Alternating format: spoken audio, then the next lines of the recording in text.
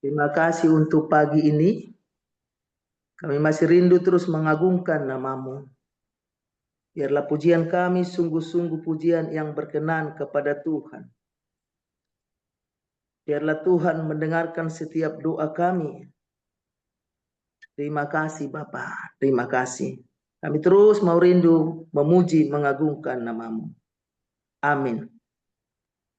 Inilah yang dinyatakan Yesus, akulah yang telah memilih-Mu agar kamu menghasilkan buah dan buahmu lebat dan menetap. Aku pilih agar menghasilkan buah dan buahmu lebat dan menetap. Kita yang dipilih oleh Tuhan, ingatlah yang dinyatakannya dan hasilkan buah yang terbaik yang sesuai dengan kehendaknya. Kita terpanggil membaharui diri dalam Yesus Juru Selamat dunia.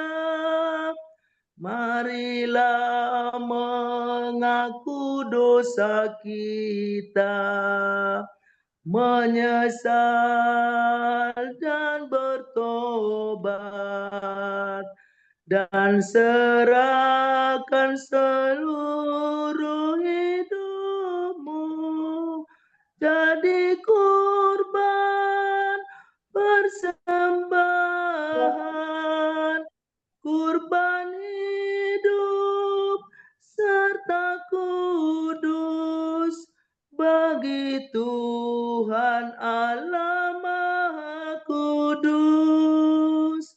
Inilah yang dinyatakan Yesus, akulah yang telah memilih-Mu agar kamu menghasilkan buah dan buahmu lebat dan menetap.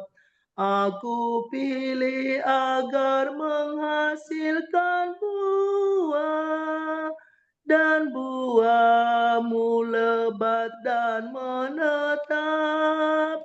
Kita yang dipilih oleh Tuhan, ingatlah yang dinyatakannya dan hasilkan buah yang terbaik yang sesuai dengan kehendaknya.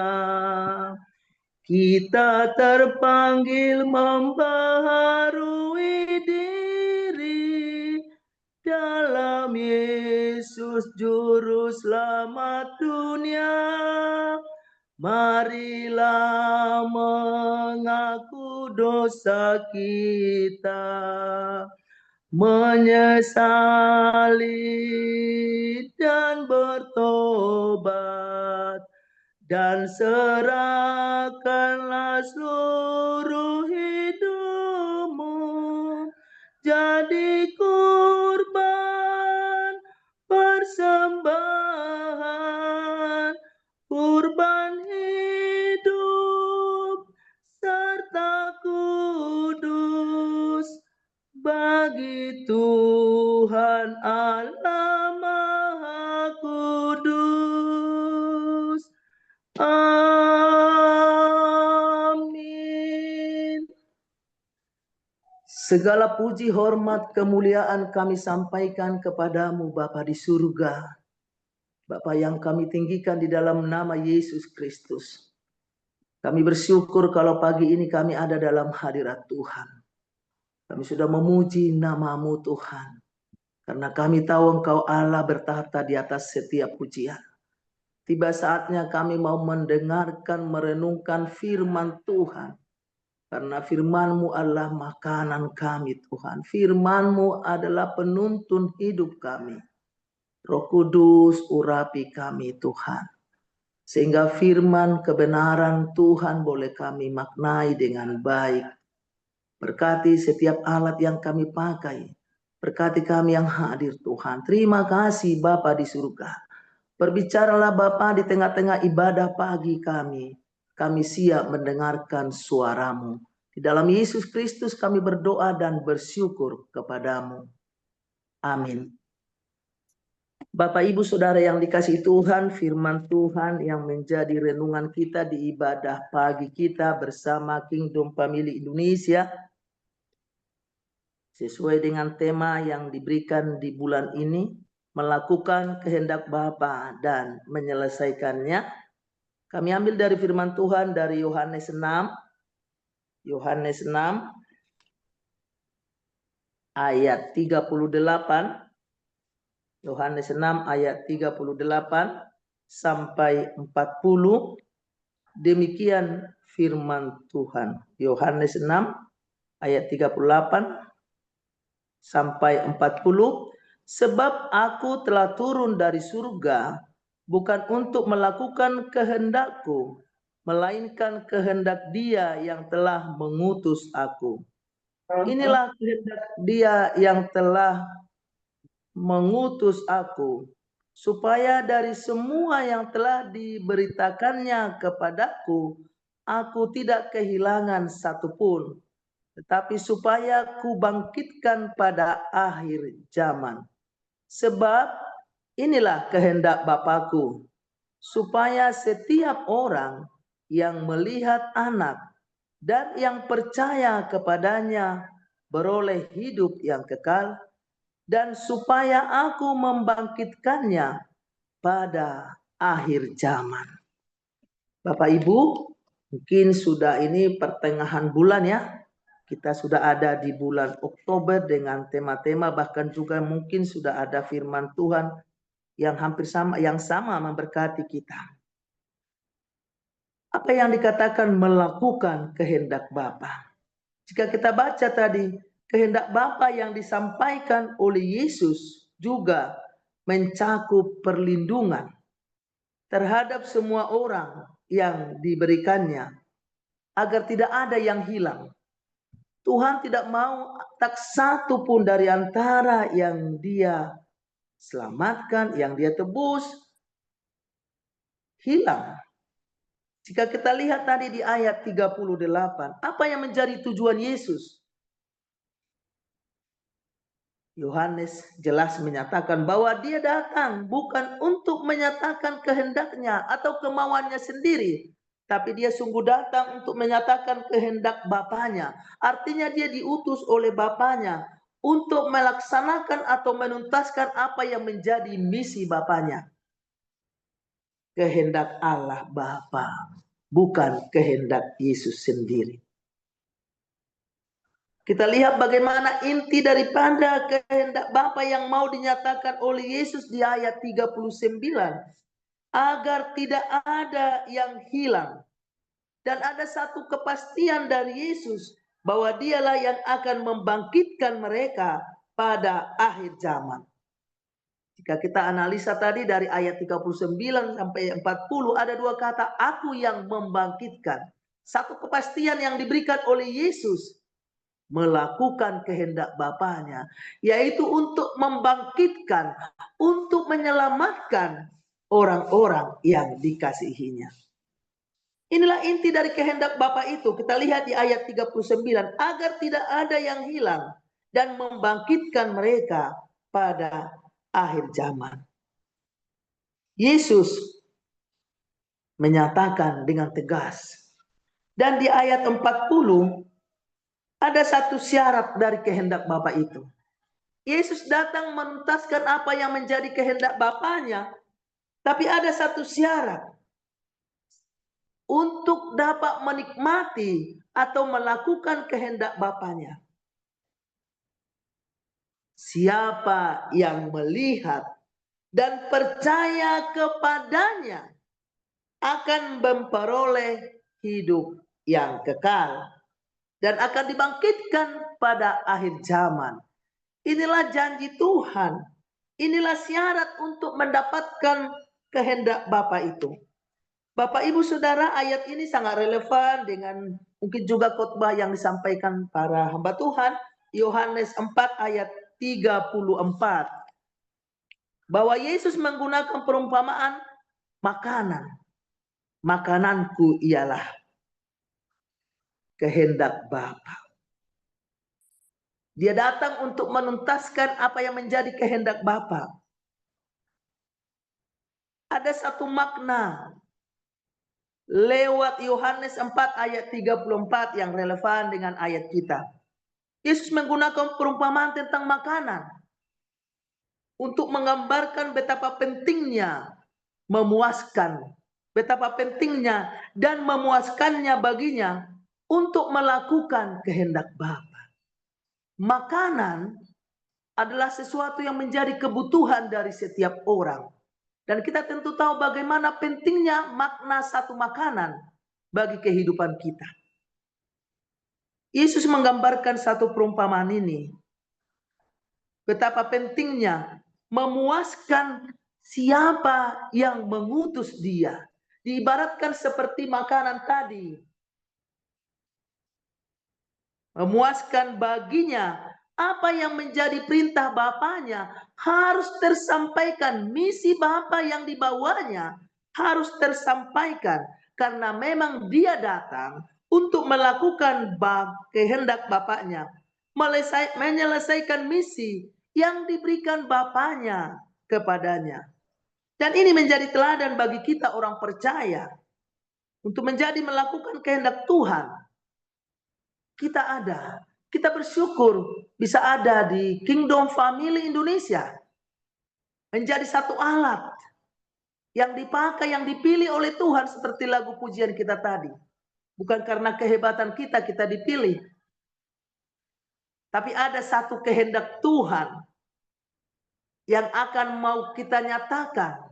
Yang Tuhan mau lakukan di dalam hidup kita. Untuk boleh kita lakukan di tengah-tengah dunia ini. Bapak Ibu, siapakah kita kalau Tuhan memilih kita? Tetapi marilah pemilihan yang Tuhan berikan kepada kita, kepercayaan yang diberikan Tuhan kepada kita, kita tidak salah menggunakan.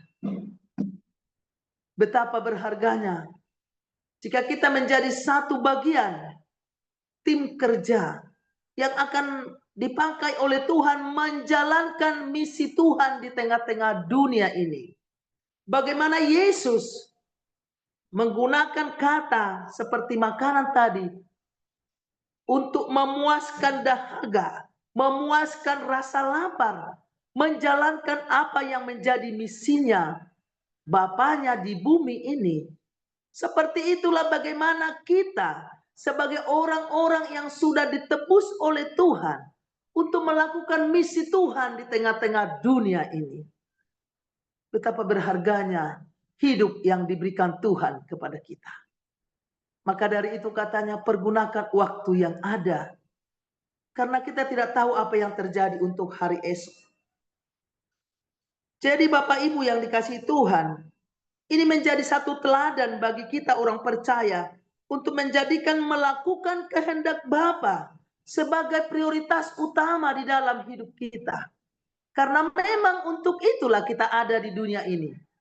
Tak satu pun di antara kita tahu kapan kita dipanggil. Tapi kita tahu kita ada untuk kemuliaan Tuhan. Biarlah waktu yang Tuhan berikan itu boleh kita pakai dengan baik. Ada lagi ayat di ayat yang lain. Kita lihat di Matius 27 ayat 21. Bukan setiap orang yang berseru kepadaku, Tuhan, Tuhan, akan masuk dalam kerajaan surga, melainkan dia yang melakukan kehendak Bapakku yang di surga. Wow, sering saat ini kita lihat bagaimana banyak orang yang mengaku, bahkan banyak yang memakai nama Tuhan untuk melakukan satu mujizat.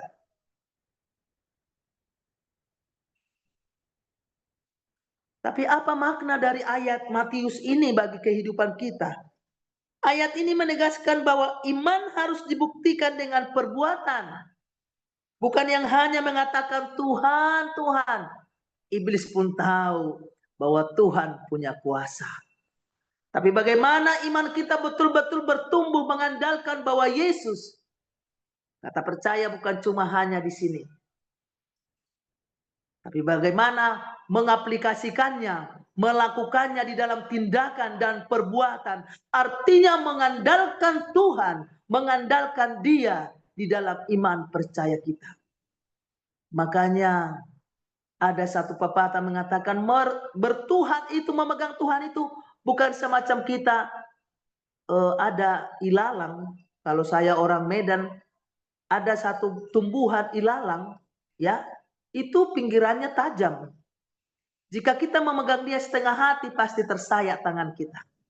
Tapi jika kita memegang dia dengan teguh, dengan kuat, wow, tidak akan tersayat. Bapak, Ibu, Saudara, begitu juga di dalam pengandalan kita akan Kristus. Harus betul-betul mengandalkan dia menjadi prioritas utama di dalam Tuhan. Karena kita datang untuk melakukan kehendaknya. Kita ada, berarti kalau memang kita ada di bumi ini untuk menuntaskan apa yang menjadi misi Tuhan, untuk memperluas kerajaannya, selayaknya lah prioritas utama tentang Tuhan. Dialah yang utama dalam hidup kita. Tapi dalam iman tadi, perbuatan orang bukan hanya dinyatakan dengan Tuhan, Tuhan, tapi tindakan nyata. Tidak akan masuk kerajaan surga. Tindakan nyata tidak akan masuk kerajaan surga. Tapi mereka yang taat, siapa? Bukan cuma hanya yang memanggil Tuhan, Tuhan tadi. Bukan cuma hanya di sini. Tapi siapa yang taat melakukan kehendak Bapa, setia sampai akhir. Di ayat lain firman Tuhan berkata, di Matius 7 ayat 24, setiap orang yang mendengar perkataanku ini dan melakukannya, ia sama seperti seorang yang bijaksana yang membangun rumahnya di atas batu. Jadi Tuhan memberikan satu perumpamaan bahwa orang-orang yang melakukan kehendak Bapaknya, yang mendengarkan perkataannya, bukan cuma kata-kata, bukan cuma percaya di sini, tapi betul-betul melakukannya. Iman tanpa perbuatan adalah mati. Melakukannya ia sama seperti seorang yang bijaksana yang membangun rumahnya di atas batu. Artinya sangat relevan dengan ayat 21 tadi, menekankan bahwa orang yang melakukan kehendak Bapa, yang melakukan firman Tuhan adalah orang yang bijaksana, yang hidupnya, yang imannya dibangun di atas dasar iman yang kokoh dan teguh. Kenapa mesti dengan iman yang kokoh dan teguh? Di saat datang badai menggoncang, di saat datang tantangan yang mungkin akan menghancurkan kehidupannya, dia akan terpaut teguh. Ibarat pohon yang datang, yang ditanam di pinggir pantai. Walaupun dia diliak-liukan oleh angin ke kiri ke kanan, walaupun datang angin dari barat atau dari timur, tetapi karena akarnya sudah tertancap teguh, dia akan mengikuti alur kemana angin membawanya. Tapi dia tidak akan tumbang karena akarnya sudah tertancap. Dan ini menjadi gambaran bagi kita orang percaya. Jika sudah teguh di dalam Tuhan, apapun badai yang datang, badai itu bisa membuat kita seperti mau jatuh, terlihat liuk ke kiri ke kanan. Tapi karena akarnya sudah kokoh, iman kita sudah teguh di dalam pengharapan dari Tuhan, Saat angin itu stop, kita akan kembali ke semula. Datang dia, kita akan ikuti. Tapi akarnya yang kokoh tadi, hidup dibangun di atas dasar akar yang kokoh. Hidup dibangun di dalam atas dasar iman yang teguh. Melakukan kehendak Bapa. Menjadi satu syarat untuk masuk dalam kerajaan surga. Bukan kehendakku. Yesus pun datang bukan untuk melakukan kehendaknya. Tetapi kehendak dari Bapanya yang menyuruh dia untuk menuntaskan misi Allah. Untuk mengembalikan kehidupan manusia yang rusak karena dosa. Bapak, Ibu, Saudara yang dikasihi Tuhan. Ketaatan melakukan kehendak Bapa. Menjadi satu syarat untuk keselamatan. Untuk mendapat masuk, untuk masuk dalam kerajaan Allah. Untuk masuk dalam perjamuan Allah. Adalah karena ketaatan. Setia dan taat dalam kehendak Bapa.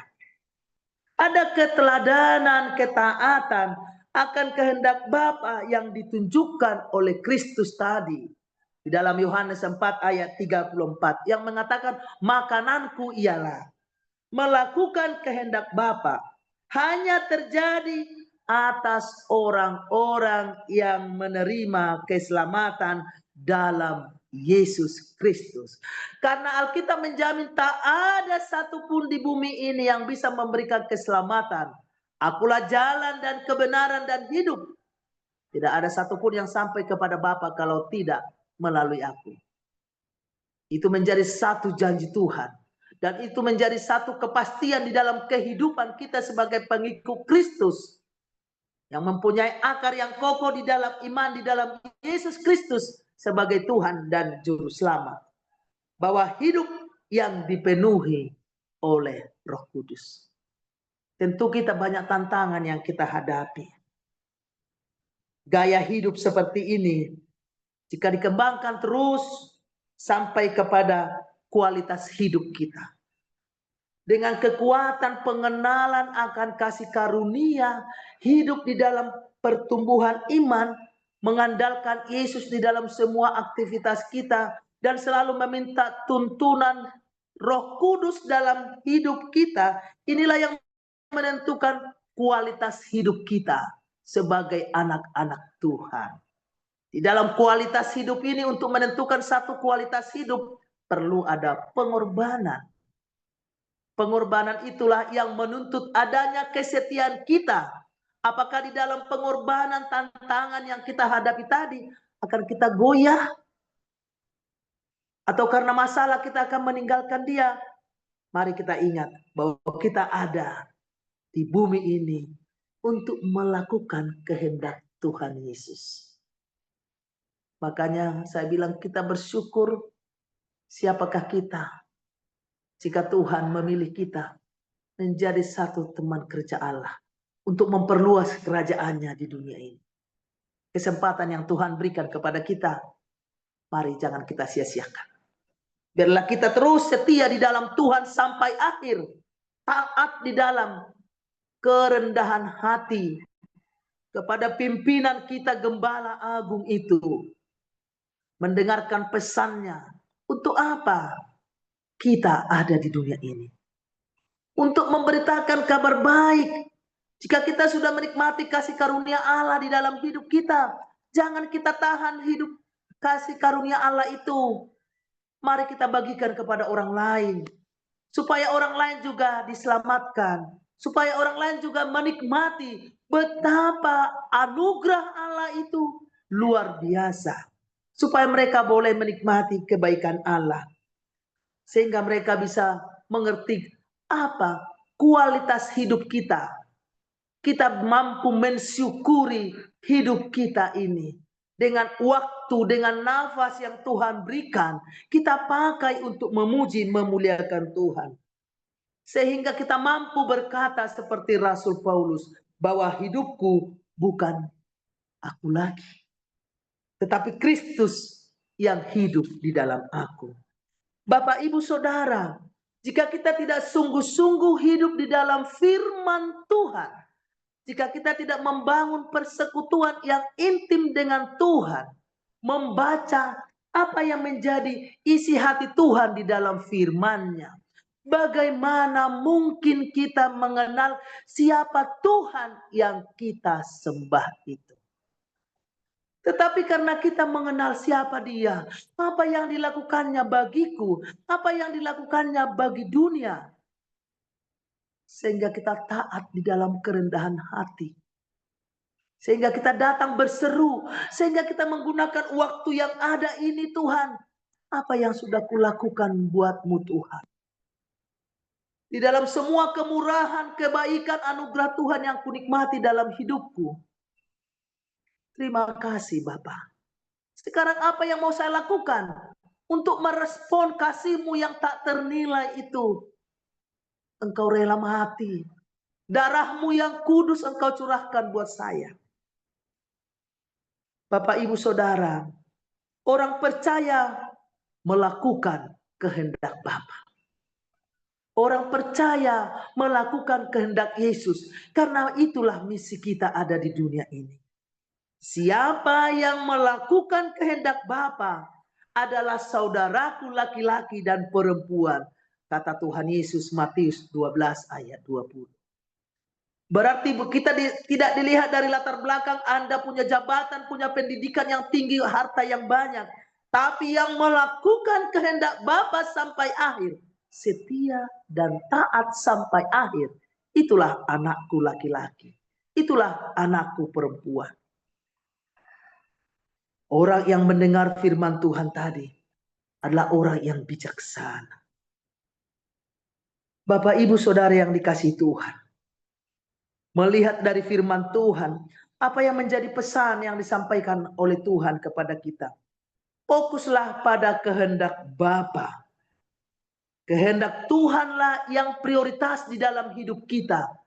Karena begitu berharganya kita orang percaya, manusia berdosa ini, sehingga Yesus turun memberikan yang termahal dari hidupnya. Bapaknya mengutus Dia memberikan yang termahal buat kita orang berdosa. Sekarang anugerah itu sudah kita terima. Apa respon kita atas anugerah yang Tuhan berikan? Berarti Dia yang utama dalam hidup kita. Dia yang prioritas dalam hidup kita. Di atas segalanya, Tuhan Yesus cukup bagiku. Tuhan Yesus prioritas dalam hidupku.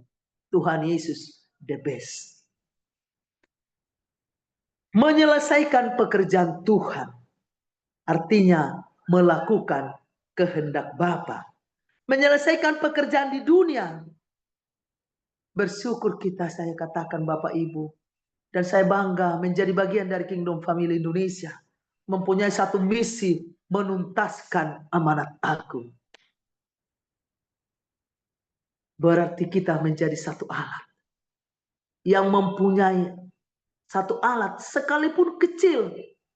Tapi bermakna buat Tuhan. Menuntaskan amanat agung. Menyampaikan misi Allah di tengah-tengah dunia ini. Makanya kalau ada orang meninggal, saya mengatakan bukan masalah umurnya seberapa tahun dia, misalnya umurnya sudah lanjut.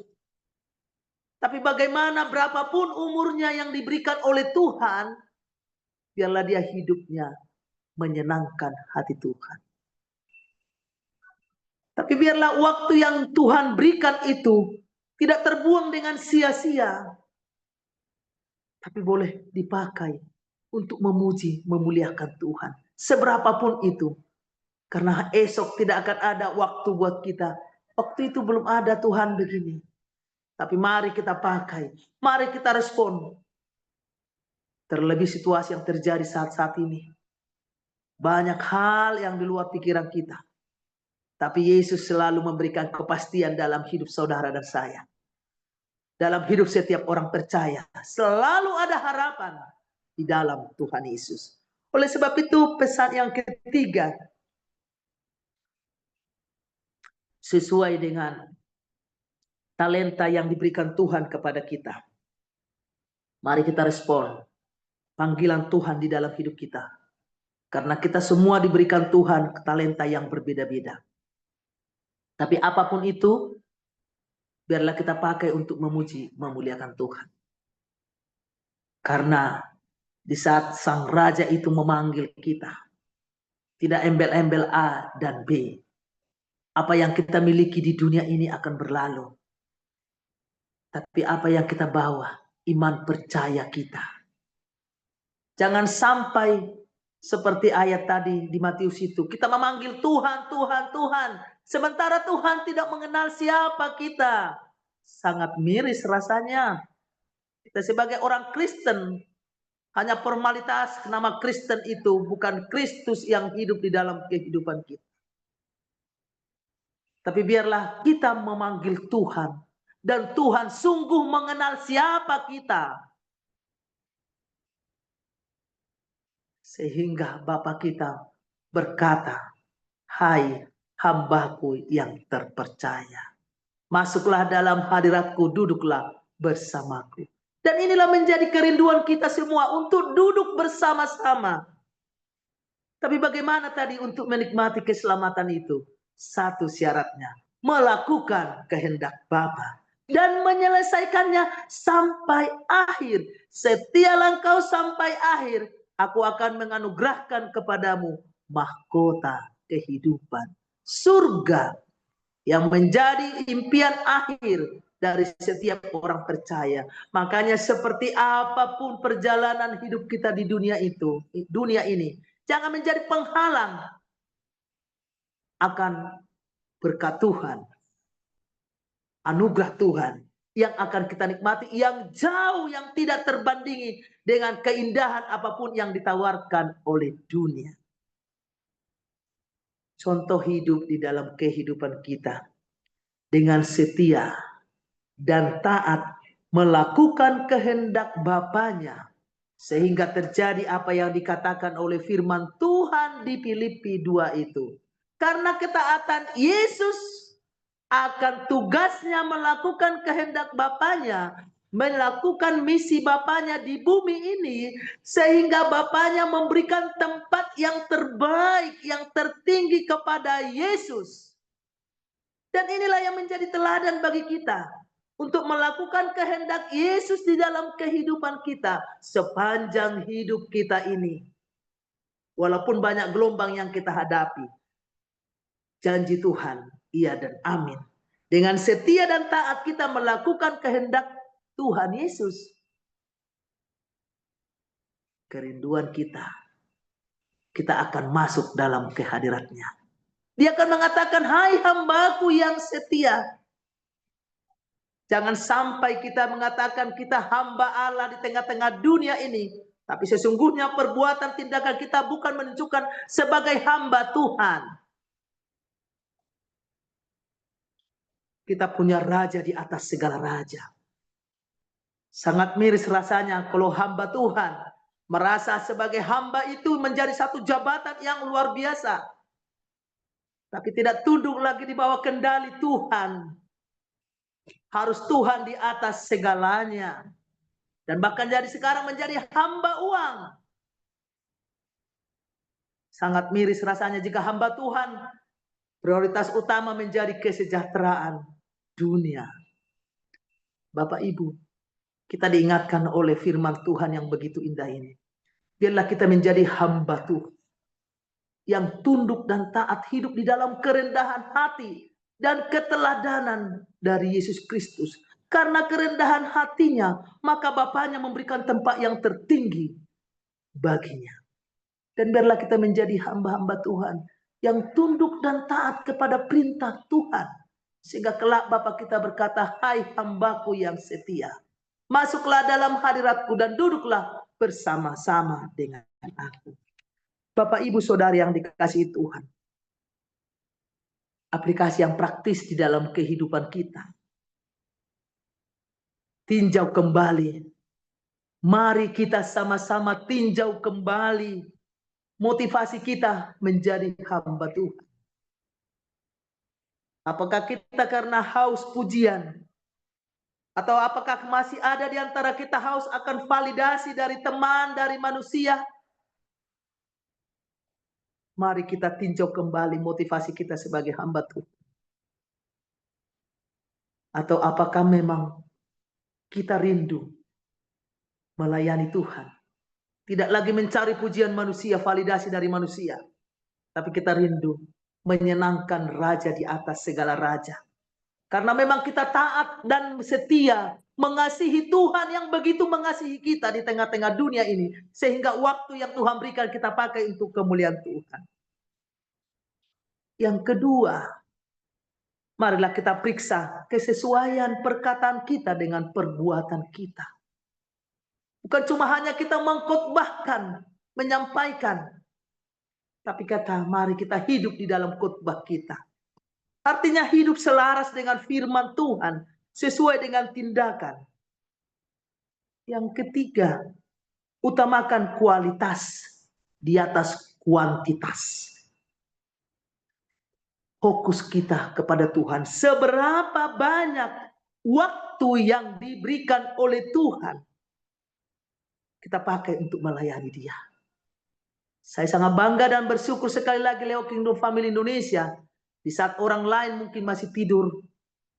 Tapi kita memberikan waktu kita buat Tuhan. Sebelum kita melakukan aktivitas kita sepanjang hari, kita dicas oleh Tuhan. Kita diberikan kekuatan oleh Tuhan lewat persekutuan. Sehingga saat kita matahari terbit, banyak masalah yang kita hadapi. Kita sudah dikuatkan oleh Tuhan untuk berjalan di jalan Tuhan. Yang terakhir, hidup dalam ketaatan. Marilah kita minta Roh Kudus yang terus menuntun kita, membantu kita untuk menaati kehendak Bapa setiap hari di dalam perkara apapun, baik besar maupun kecil. Mari kita undang supaya kita diberikan kepekaan, supaya kita dituntun sehingga setiap hari hidup kita menjadi hidup yang berkenan kepada Tuhan. Kiranya Tuhan Yesus memberkati kita, menguatkan kita, memampukan kita untuk menjadi orang-orang hamba Tuhan yang terpercaya, melakukan kehendak Bapa, melakukan kehendak Yesus, setia, taat sampai akhir, sehingga kita semua menerima mahkota kehidupan, janji Allah yang dijanjikan, yaitu mahkota kehidupan surga yang menjadi tujuan akhir dari kita orang percaya. Tuhan Yesus memberkati kita. Amin. Terima kasih Bapa di surga, Bapa yang kami sembah di dalam nama Yesus. Untuk firman-Mu yang memberkati kami. Hamba-Mu terbatas dalam penyampaikan firman ini. Tapi biarlah Roh Kudus memberikan kami pemahaman yang lebih lagi. Sehingga kami sadar akan tugas dan panggilan kami sebagai hamba Tuhan. Untuk menuntaskan apa yang Tuhan perintahkan. Dan kami menjadi hamba yang setia dan taat sampai akhir. Sehingga janji Tuhan, mahkota kehidupan, menjadi milik kami. Dan Tuhan akan memasukkan kami dalam kerajaan-Mu untuk duduk bersama-sama dengan Engkau. Terima kasih Bapa, terima kasih. Terpujilah Engkau Bapa, di dalam Yesus Kristus kami berdoa dan bersyukur kepadamu. Amin.